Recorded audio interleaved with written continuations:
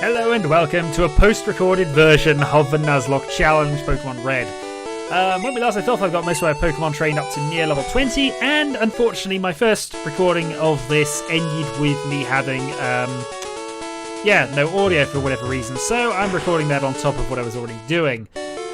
First order of business was basically to just make sure I resupplied, because, I don't know, I just figured if I had the spare money for it, I might as well buy a load of Pokeballs and Super Potions, saving a little up for Great Balls a bit later. But for now, that's fine. Also, I meant to check something out before I ended the video, but then I noticed this hadn't quite worked. Anyway, I'm about to do something which I think is a breaking of the rules, because I'm next to certain I caught my Ekans from this area. But, yeah. We ended up going and finding... We ended up going and capturing an area from the place on our right. Because, you know, it was a Shadowhawk. We found a Spearow, we caught it. So the basic plan here was to go and just battle any trainers we missed at this point. And then go through the Diglett Cave, see if there was anything there worth finding, and then we were going to go and, to end the video, have our rival battle. But to start with, a gambler who has apparently never ever won before. Either a good liar or a terrible, terrible gambler. That being said, level 18 GROWLIThe, which of course Thunderbane has a massive advantage against. And boom. Super effective!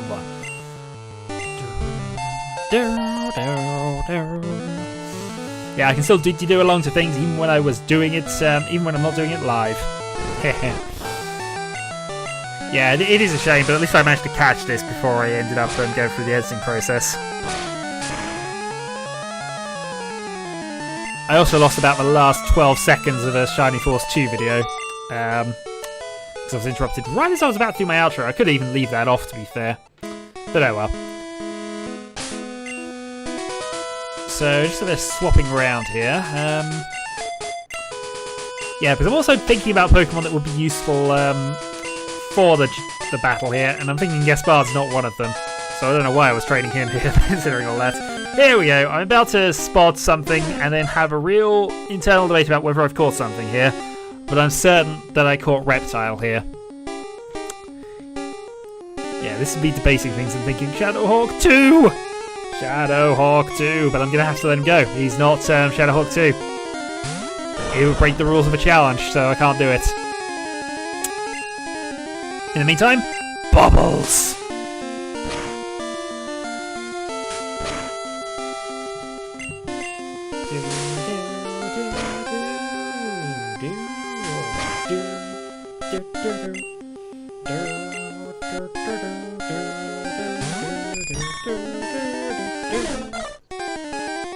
And just switching over to Caterpie's, go and get some sleep powder and just make sure the job is done.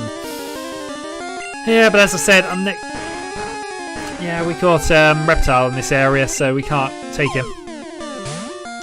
A shame, but those are the rules. This is where I'm going to find out that actually, you know what, I didn't. But no, this is a separate route number, so... Yeah, here we go, Shadowhawk 2. It has to be the last one, because we don't have enough letters for it.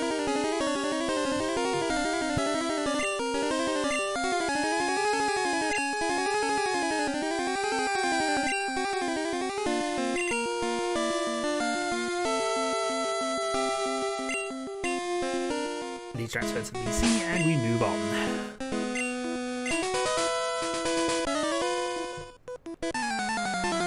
Against the trainer who has mostly Rattata, I think, here. And Raticate.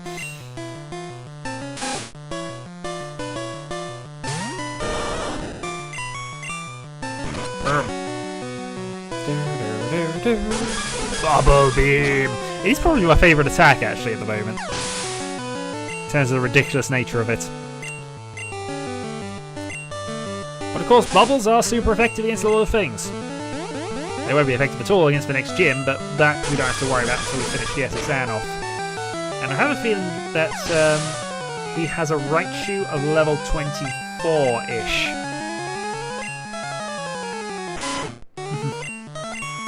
But we shall see.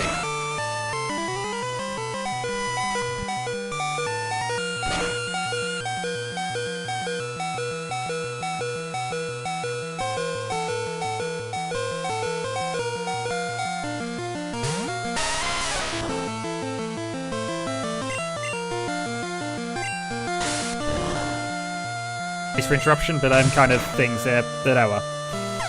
And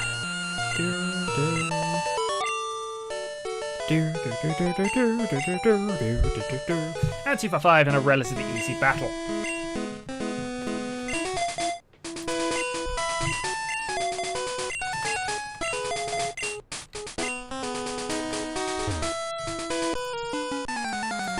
Just quickly grab that. Right. So the next gambler in line, yeah, gamblers have a lot of money. Far too much money. And the Voltorbs. I don't even think they have self-destruct at the moment, but you bet I'm fearful of them now. Because sooner or later they will have it. Sooner or later they will use it on me aggressively. And it's probably the main reason why I am not going to go through the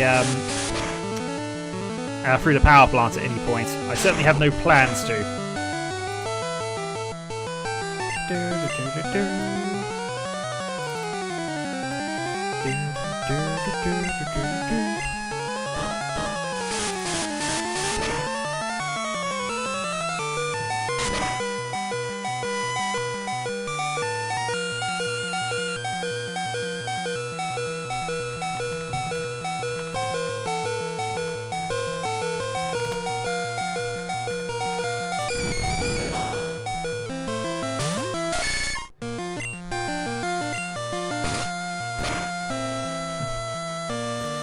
Sorry, I'm being distracted by a lot of things. I do apologise. I don't like doing video commentary after the fact, if you know what I mean.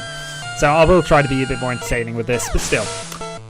MAGNEMITE falls, Doomguy goes up to level 21 and remains currently my best overall Pokemon. With one evolution to come once we get to appropriate level, which I think is 45 for all of his Nidorino abilities. And then once we turn to Nidoking, we're going to basically set him up to win the Pokemon League. It's the only... Because he's got such a wide variety of moves, similar to Snorlax in a lot of ways, if we were to get Snorlax, Nidoking, and Lapras, then we'd probably be able to get most of the movesets required to win the Pokemon League just with those three.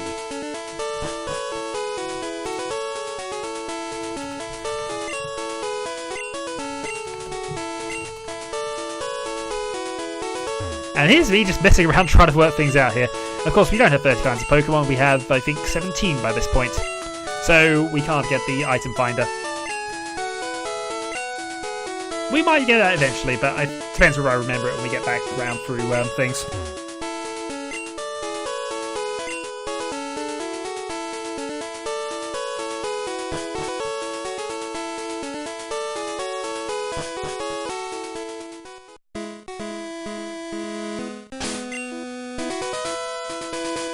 Interruptions.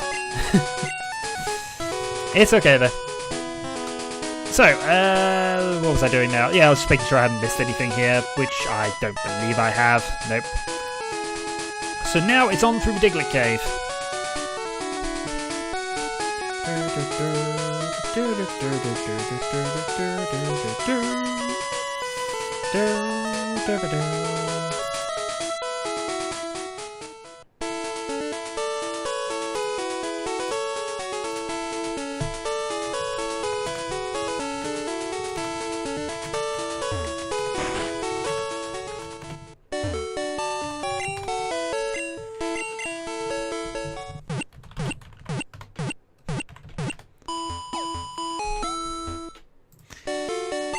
Fully healed, and now the Diglett Cave, which actually turns out to be a bit of a disappointment all in all in terms of actual battles. This is me just having a quick thought, because I think I worked out here that I had actually caught Reptile. I'll let him go when I've I'll let him go when I get round and have double checked it, but yeah.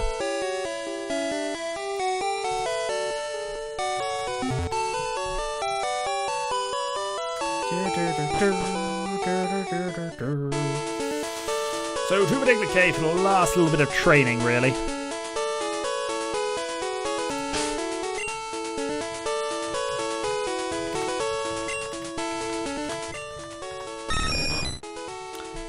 And I don't know what I was actually checking here. I think I was mostly lamenting the fact that Shopkeeper still has no flying moves.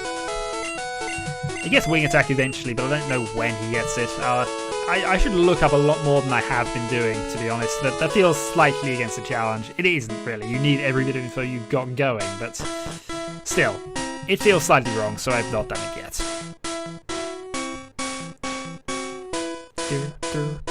And yeah, this is a bit of a disappointment by the time that we went through this cave.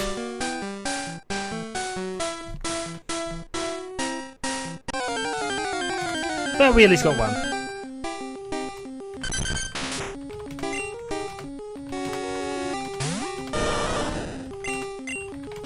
And Gaspar just goes boom. Bubble beam.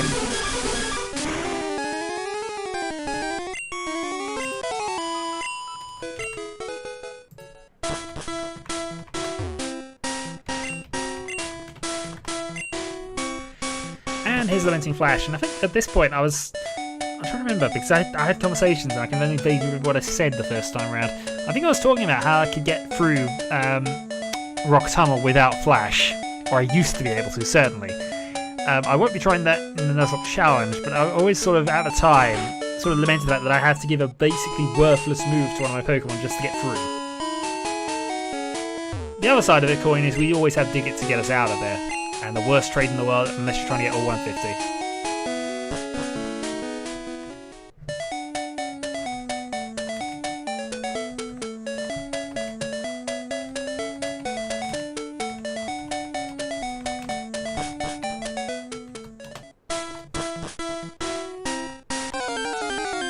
And back from Diglett Cave we encounter this, which scared me. This genuinely did scare me when I saw the level count. Level 29 DUGTRIO. He's got 10 levels on me. Even if I've got an elemental advantage, he's faster than me. Sand Tank misses, Voldy. Half damage done. Growl. Okay, fine. Voldy. And here I'm requesting a quick attack, but he doesn't have one. So I had the Bubble Beam anyway, because there's no point in not using it. Growl, game. That was an absolute gift of 650 experience points. That could very easily have killed Gaspardum. Next, I'm sure it could have done. Though we could always have swapped out to Shopkeeper, I suppose, if that had have happened, or Rose maybe.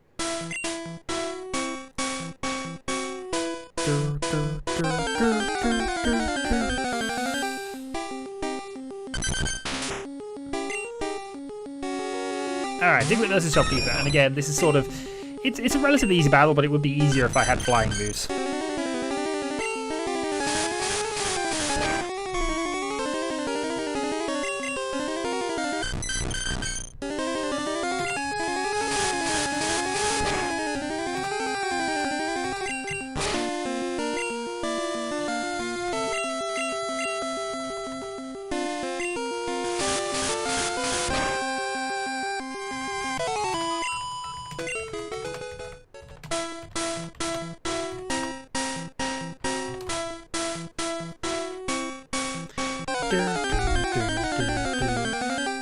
Yeah, so this is all really just training up and getting ready for this, so... But now we're about to go into the SSN.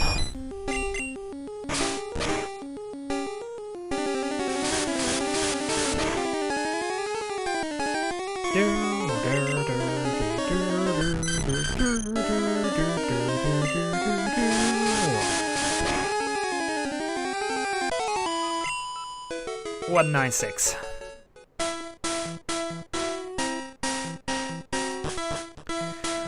So after all that, we've done basically no training in the Diglett Cave, and I just figure at this point, you know what, we might as well have a go.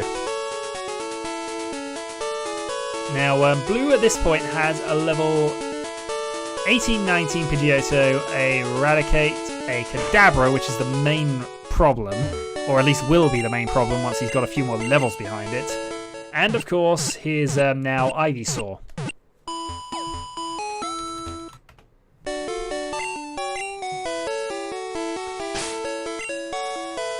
So we're all fully healed. I'm now sort of debating how to just work this out here. Put Zeratul to the top.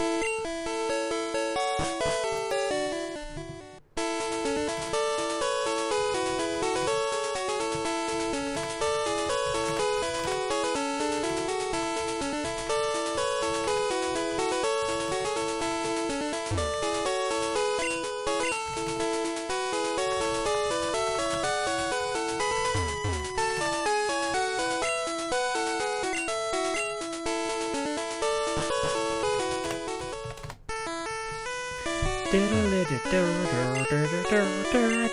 might get challenged by more bored Pokemon trainers, but of course, we get challenged by everybody. It's not unusual. If I was thinking about this a bit more sensibly, what I would have done is actually gone and trained against, everybody else here first. But I figured, you know what, we're going straight for blue. We are a bit over-leveled, a little bit anyway, not massively, but we are a bit over-leveled, and I figured, you know what, there'd be a reasonable enough challenge to go and take him on now. At least get it out of the way as much as anything else, because I couldn't actually remember fully where it was. I had a bit of a look around. I know it's on an upward bit of corridor, but I couldn't find where that was.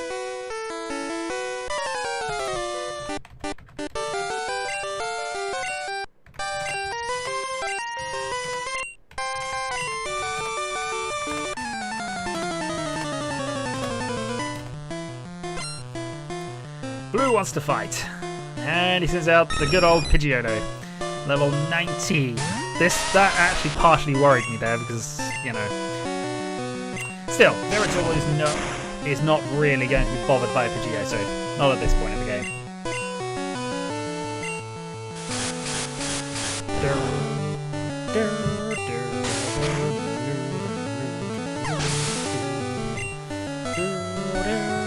And RATICATE. And I think at this point, might as well stick with Zeratul. He's got the defense advantage. And then I realised he's only level 16, which is a little depressing actually, considering, because we dealt with stronger RATICATEs.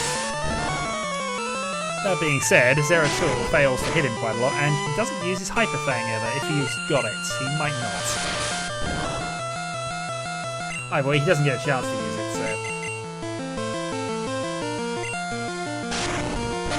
Boom.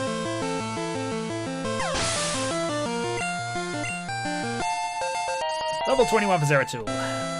And he learns this is the self-destruct move. Now, I'm going to try and repeat my discussion here as much as I can. But basically, there is only one point I would ever use a self-destruct, and that's on the Elite Four if it was the only move I had left that could win the battle. At this point, there is no way I'm going to use that ability. Not a chance of it, and there's no point in wasting one of the other attacks that I could need on Zeratul.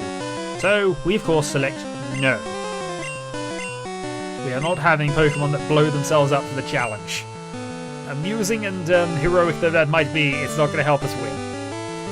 And at this point, I'm debating who's best, and I eventually decide to go for somebody who's at least going to be quick enough to get out of the way of the first attack. Thunderbane. Kadabra is quick and has a very high special attack, but he's not up to Thunderbane speed. And Thunderbane just goes boom. Next up, IVYSAUR. And I actually make a bit of an elemental. This is a bad decision elementally for it, and I kind of prove that in a bit with the Poison Sting at the wrong point. But Dugai is out and out my strongest Pokemon at this point.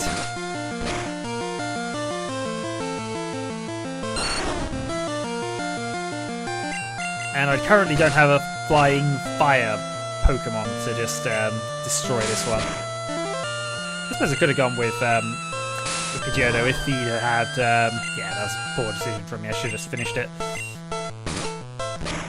If Pidgeotto gets Wing Attack, he'd be pretty suitable to dealing with Ivysaur and Venusaur.